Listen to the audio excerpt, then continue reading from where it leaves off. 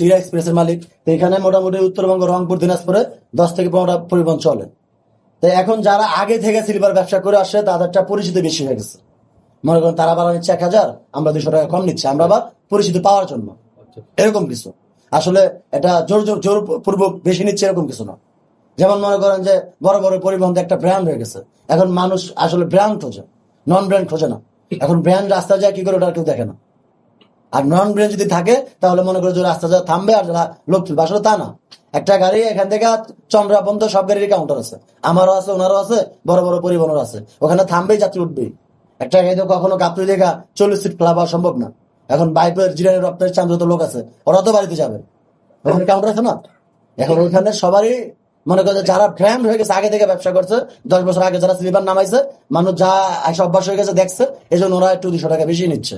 আর আমরা নতুন ব্যবসা করতেছি, 200 টাকা ডিসকাউন্ট দিতেছি, 300 টাকা ডিসকাউন্ট দিতেছি, যাতে পাবলিক আমাদের গাড়িতে যায়। এটাই তফাৎ, আর কিছু না। আচ্ছা, আপনি একটা কথা বলছিলেন আমাদের স্লিপার বাস, আমরা যেটা মনে করি যে গরিবের অ্যাম্বুলেন্স হচ্ছে আমাদের স্লিপার বাস। যার পকেটে 50,000 টাকা নাই, সে কিভাবে কক্সবাজার কিংবা পঞ্চগড় বাংলা বান্ধা থেকে ঢাকা মেডিকেল এসে চিকিৎসা করবে, আবার এখান থেকে বাড়িতে যাবে? কারণ তার তো অ্যাম্বুলেন্স লাগবে। একটা অ্যাম্বুলেন্স 500 কিলো রাস্তা, অবশ্যই সে 30,000 টাকা 20,000 টাকা ভাড়া চাইবে। এটা অযুক্তি কিছু না। সেখানে আমরা মাত্র 1,000 টাকা 1,500 টাকা পঞ্চগড় কিংবা কক্সবাজার কিংবা বাংলা বান্ধা থেকে ঢাকা শহর নিয়ে আসতেছি, মাত্র 1 থেকে 1,500 টাকা। এমনও সময় যায় আমরা ফ্রিতেও নিয়ে আসি। যদি কেউ আইসা বলে আমরা অসহায়, আমাদের কাছে টাকা পয়সা নাই, আমরা রংপুর যাবো কিংবা দিনাজপুর যাবো, আমরা ফ্রিতেও পাঠাই দিই। অ্যাম্বুলেন্স কি নেয় ফ্রিতে? জীবনও নিত না। আমরা নিচ্ছি কারণ আমরা মানবিক দিকটা দেখতেছি। একটা অসহায় মানুষের আমরা ব্যবসা করতেছি, যে চিন্তা করি বাকি 39 জন টাকা দিবে, আমরা ওটা দিয়ে লাভ করবো, একজনকে আমরা সৌজন্য পাঠাই দিব, আমরা এটা করতেছি। অ্যাম্বুলেন্স তো এটা করে না। তাহলে আমরা এত মানুষের উপকার করে কেন আমরা আজকে লাঞ্ছিত? সর্বশেষ সরকারের উদ্দেশ্যে একটা মেসেজ দিতে চাই, সেটা আমরা কখনো অবৈধ ছিলাম না। আমাদের মাত্র 1 থেকে 1.5 বছর ধরে আমাদের ট্যাক্স নিচ্ছে না, ফিটনেস দিচ্ছে না, কিংবা আমাদের রাস্তায় হামলা করতেছে, ডাম্পিং দিতেছে। আমরা আমাদেরকে যে বিআরটি কাগজ দিছে, গাড়িগুলো দেখেই দিছে। আর গাড়িগুলো 1টা 2টা 5টা 10টা না, 2 থেকে 3,000 গাড়ি। কারো চোখ বন্ধ করে রাখে না যে 2 থেকে 3,000 গাড়ি রাস্তায় চলতেছে 10 বছর ধরে।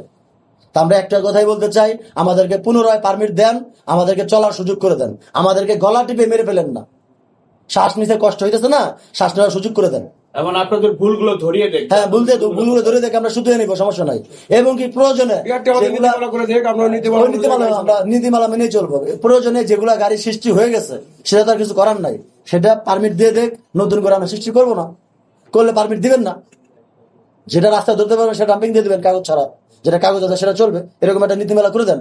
এখন যেটা হয়ে গেছে সেটা যদি বন্ধ করে দেন, তাহলে আমরা কোথায় যাবো? আমাদের মারা যাবো।